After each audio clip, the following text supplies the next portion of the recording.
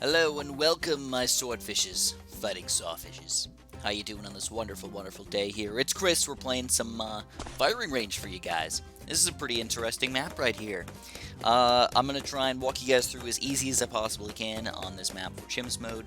I'm actually really proud of my strategy though. I didn't use the Comanche Commander at all, which I feel like is a very, very large part of many people's strategy. So hopefully I can walk you guys through this and we can have some fun together.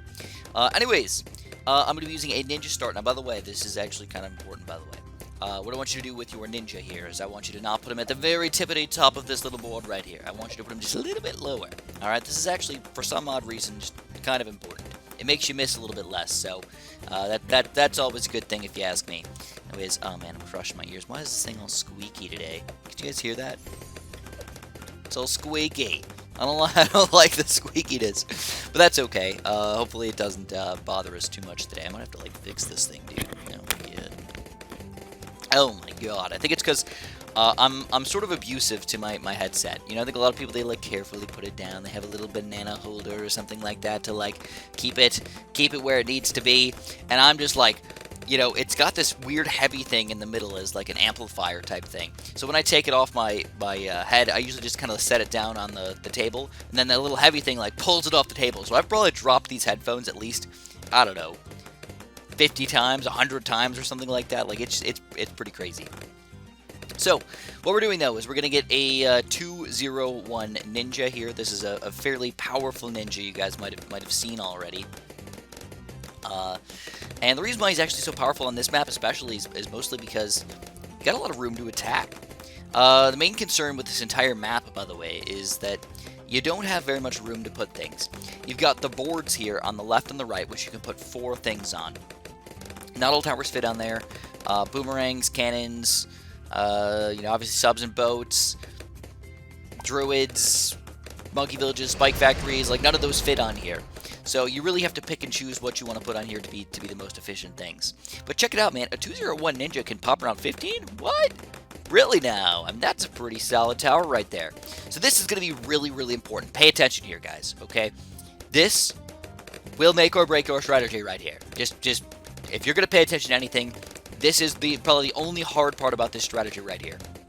When you put Gwendolyn down, look at the tips of her hair. And the tips of her hair, you do not want to touch the barbed wire. You want it to be just below the barbed wire, right there, okay? But just below that, and you're gonna be happy. Now, the reason why we're doing this is because what I want to do is I want to put a monkey ace above Gwendolyn. All right, that might seem kind of weird. First of all, like, who uses monkey aces these days? Chris, you got so much room on the bottom of the map here. Why would you want a monkey ace over here? Well, I feel like there's a lot of room on the top of the map. There's a lot of time for you to pop the Bloons here, and I feel like a monkey ace would be a very good tower to use. If not just fun, you know? Next, though, you want to get a double shot for your ninja. And what I recommend, though, is at some point in this map, before you go too far into the game, I would check to make sure that you can fit your monkey ace above Gwendolyn. As soon as you get the money for it, just check. You don't need to put him down, even. If you want to, go ahead. I mean, your defense is going to be fine here, but I would check to make sure that you can fit him. And if you can see, oh, I can fit him, well, you're good. You know you're going to be fine for the rest of the game. In addition to that, though, we do need some extra lead popping power here. Gwendolyn, sadly, is not going to be all that powerful until she reaches level 10 because of the positioning. Now, even in the first place, even if I put her, you know, as far as she can possibly go up right there in that barbed wire, she still would be sort of mediocre at best.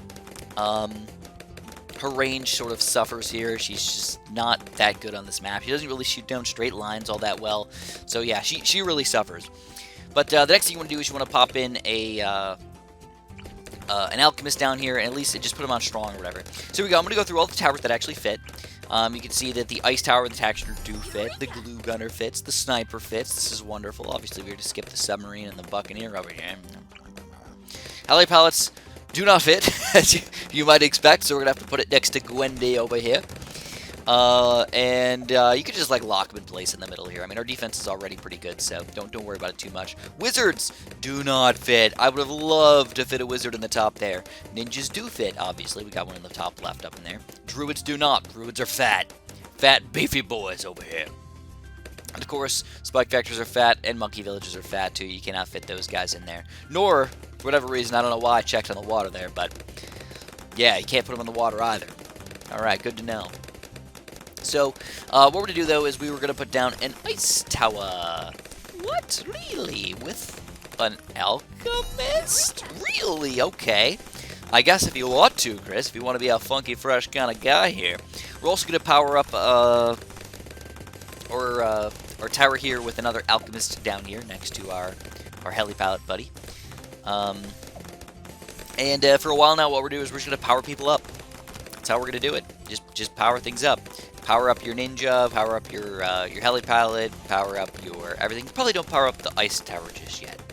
The reason why that alchemist there is not actually because I want to get a 4th tier top path, but actually because I want to get a middle tier, 3rd tier alchemist. That's going to be the unstable concoction, which is going to be extra helpful for the late game here against, oh my god, BFBs and everything. Not too good for right now, but really good for the late game.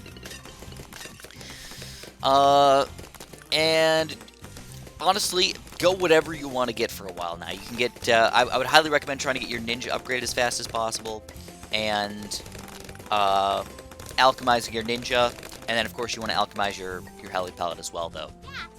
So here we go. Heli pallet is really important for the Moab Bloon. He's one of the only towers that can actually pop the Moab Bloon in any efficient manner whatsoever, so make sure you got him. For round 42, you probably want to get your ninja up to Bloon Jitsu. We still don't have that much cam detection currently. For my heli pallet, the one thing that I never ever do is I never ever get the middle path heli pallet. I'd much rather put him in range of a monkey village and get the cam detection on him, rather than waste my either my quad darts in pursuit, or waste getting the bottom path Comanche Commander eventually if I wanted to. Luckily, on this map, like I was saying, I'm not going to get a Comanche Commander. I still like the heli pallet, okay? At the very least, I get a 2nd tier, a 202 heli. But sometimes I like to go all the way up to a 203. And even crazier, sometimes I go for a 204 if I'm really feeling it, you know? It's kind of like helpful on some of those really weird late game rounds. And then, if you want to, you can go for Acid Pool as well on some of these guys. I mean, definitely not on the one on the bottom here. That would just be a waste, you know, we wouldn't want that. But on the one next to our Ninja, heck yeah, dude, why not? Pop some extra fetch thrown and everything on here. Just do it. Just do it. It's all good. So I really feel like it's weird that my defense isn't as good as it probably should be. I mean, really, we have 2 towers right now, the Ninja and the Heli Pallet. We alchemized them. They're both good. Yes. Okay. Well, we got that covered. So the next plan of action is to basically just get that monkey village going, get the monkey ace going, spend the money somewhat efficiently. Now Gwendolyn, getting up to level 10 here pretty soon, that's when she's going to increase her range, and you're going to see it's going to be just enough range to make it so we can see the middle path, basically, of where the balloons lead through. There's the top, and the middle, and the bottom, where they actually leave down there. So I got the heli pallet all the way up to 203 today. And sometimes, it depends on the situation. Sometimes I go 202, sometimes I go all the way up to 3rd tier. Here's the radar scanner on him now, so now I got that extra cam detection, and we're going to go all the way up to the jungle drums.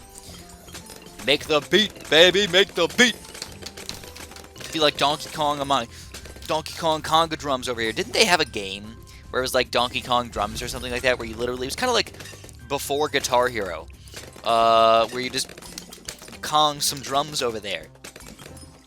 And you'd like go to the beat and whatever, I don't know. I feel like that's a...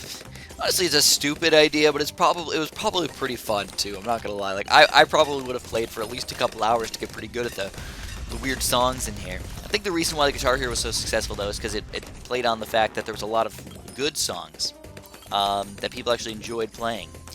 Alright, so next on the agenda, as I was saying, guys, you want to go for a top path. Monkey. Ace. We're going 4th tier here, and we're actually going to go all the way up to 5th tier. Yeah! 5th tier, baby! Let's do it!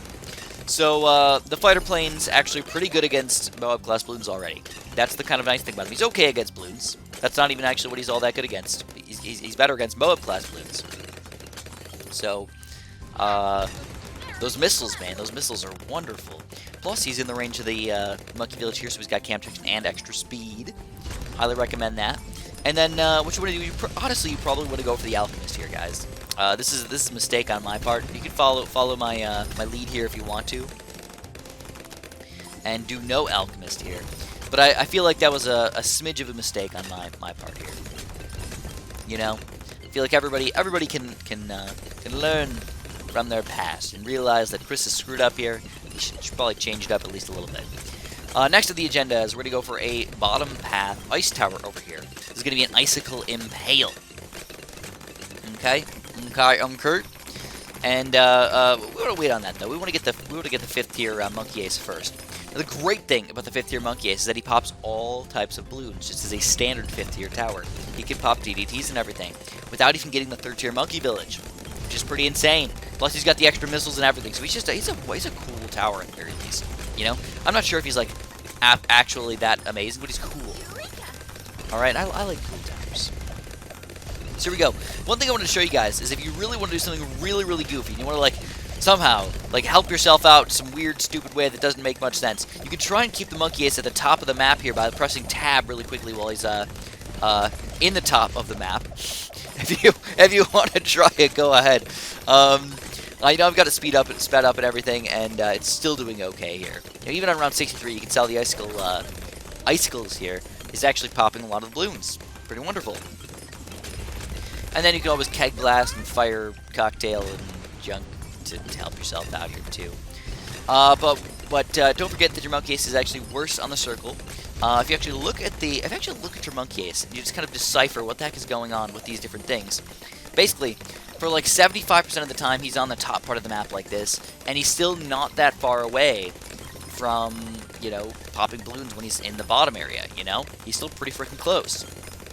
Where at least, like, I don't know, I'd have to say something along the lines of 40-50% of his darts are still going to reach the Bloons over here. So, I mean, this just seems like the right thing to do. When I put him on the circle path, he would only stay there for, you know, maybe 40% of the time, but he's also not going to equally affect both sides, I feel like.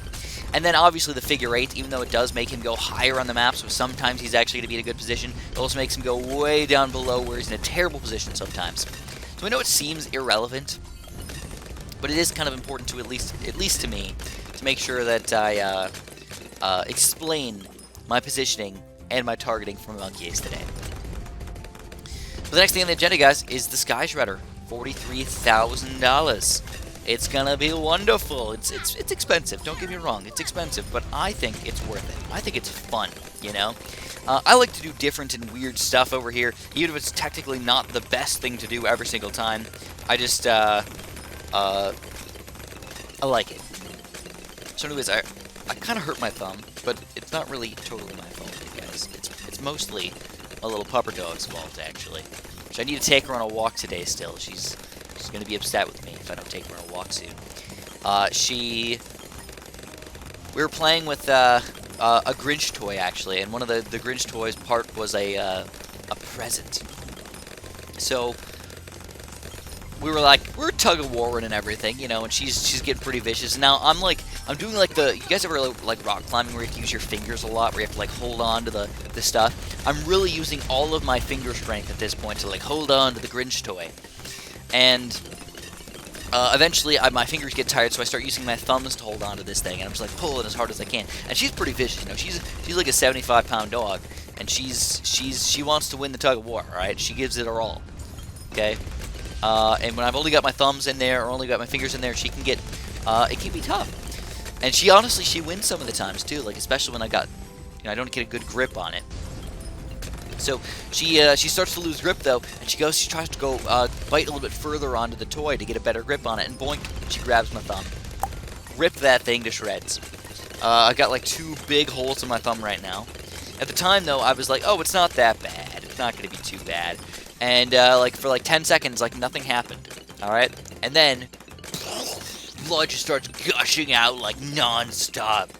It makes me realize that like when people get like shot with a gun or something like that, like dude, I get a little baby like tooth, just that's it, and I'm gushing blood everywhere out of my thumb. Let alone if somebody gets like shot in like the torso or something like that. Like, oh my god, dude, how do you survive that amount of blood loss? I have no freaking idea. Does your body just sort of just be like, oh, we give up. We give up. The blood is gone. Whatever. Let it go. So we go. This is one of the this is one of my downfalls here. Remember I was telling you guys you should probably get an Alchemist? This is probably the reason why. Round 75. I cannot confirm nor deny whether or not you will beat round 75 if you do not get the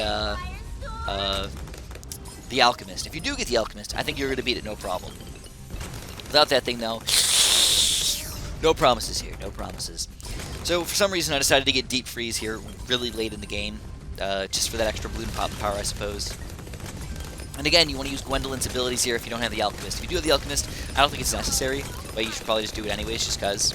But here we go, Bloons, Bloons, Bloons. Slow it down just a little bit. How we doing here? How we doing? Good enough for me, baby. Good enough for me.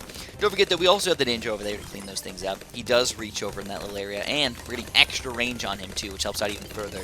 Round 78, same thing as usual, guys. Keg Blast the first ceramics, and Keg Blast the second ceramics, and you should have more than enough pop and power as far as that's concerned. Round 78 is a really weird level, though. It's got a big chunk of ceramics, then like nothing for a while, then like a BFB, one single BFB, which is not hard to kill at all. Then you get another big break over here, and then they send another big chunk of camo ceramics this time around. Woo. Yeah, Firestorm. That's what it's called, Firestorm. I call it the Keg Blast. I don't know. Should I call it the Firestorm? I mean, Firestorm's not a bad name either. Keg Blast is kind of weird too. But here he is, baby. We go for the 5th tier Monkey Ace, and this is where I realized, oops, I forgot to keep an Alchemist on this thing. I thought for some reason I already had an Alchemist on here. This is the Sky Shredder. He really does shred through those skies, though. He does an excellent, excellent job. Look at the amount of darts, though. It's like shooting 10 times as fast. It's like, you know, shooting out twice as many darts. It's a cool tower. I just like looking at him, nonetheless. Even if I don't like him as a tower on most maps, I like looking at him, which to me makes it worth it. Alright, so we still want to get that unstable concoction before we forget about it.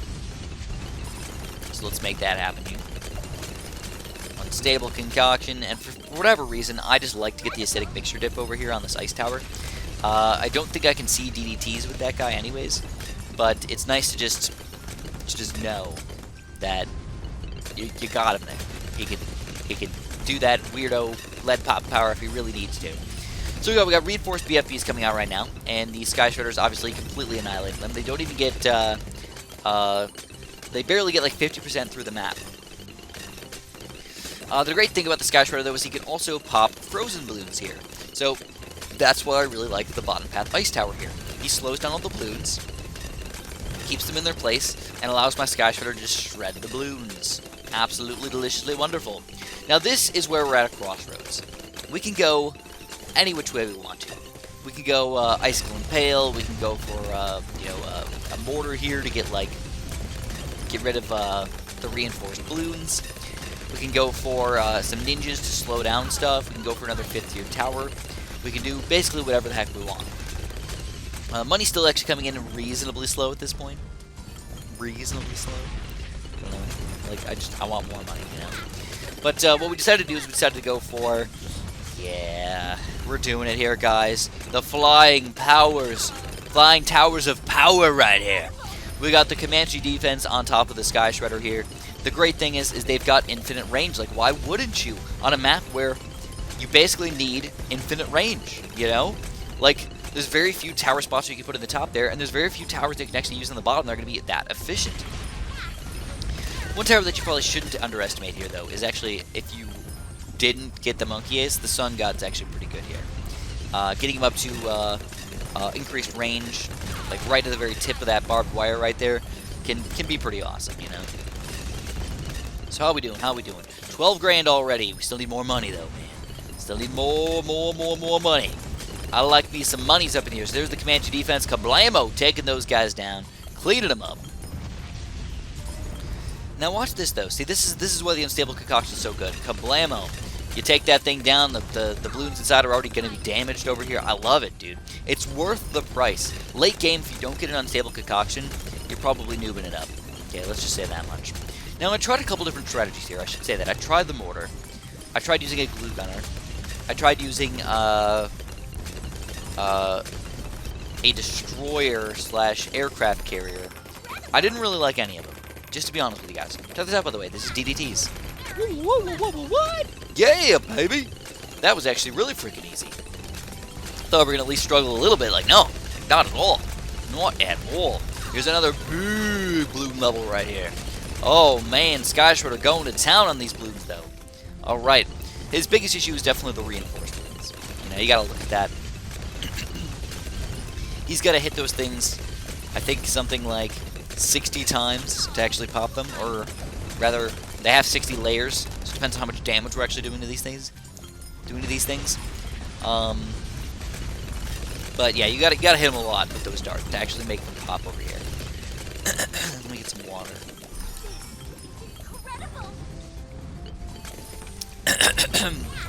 So anyways, here we go, round 93. Ooh, getting a little bit more painful over here, but still taking them down.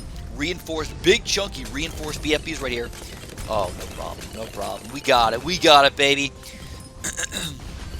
And then it looks like, for round 95, we're going to get our guy over here. We're going to get that Comanche Commander. He is a wonderful friend to have. He really is. He's just so good. He's so awesome. He's so fun. I would love to be able to afford an Apache Prime, by the way, but sadly it's just not going to happen these days, you know? So I do end up using Gwendolyn's ability right here. I'm not sure how important it was, or if it even was a necessity, but I used it anyways to see how it's going. Then check this out. $600 down, away from the Comanche Commander. Now, I honestly believe that on round 95, we could probably beat it without the Comanche Commander, but I'd much rather not take that chance. If you catch my drift here, guys. I don't want to take a chance on this one. Let's just get him going. And we get the two best flying towers in the game right here. Comanche Commander and the Sky Shredder working together over here to pop all these balloons. Oh, baby. Oh, baby. Now, one thing you're going to realize, though, is that our Comanche Commander, even though kind of helping out, actually isn't that good against DDTs right now. He does not have that lead popping power yet with his missiles, which is a majority of his popping power. So what we're going to do is we're going to end up getting this Monkey Village up to 3rd tier finally. I know, it's a little late in the game. I still feel like it's worth it though, you know? It's not that expensive. And then for round 99, you know for sure you can pop those things, right? $8,000 to for sure beat round 99. I accept. I will take it.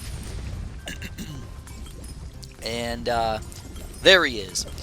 So round 97 is a weird weird little level here. It can be painful.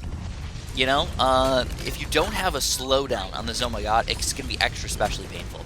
That's why I really like this one single heli pilot. Even that at $5,000 to slow down that single reinforced, oh my god, is crazy awesome here. Here we go, round 98 though, the biggest, baddest balloon level in the game. Can we take it down right here? Absolutely. Absolutely. We can do it. So we end up going for a balloon sabotage here, a little on the late side actually. Yeah, we don't even get to use it for round 99, which is actually the level that I wanted to get it on. We decided to keg blast here for round 99, just to confirm that we're going to take it down. And you can see we're going to be able to take down the bad balloon pretty fast over here as well. Not going to be a big deal at all. And we're going to survive and win and beat Chimps mode for you guys with an extra 10 grand left over, if not more than that. So if you guys enjoyed this walkthrough, if you felt like it was easy enough for you, please press that like button for me. Subscribe if you haven't. Press the little notification button. And of course, have a super duper delicious day.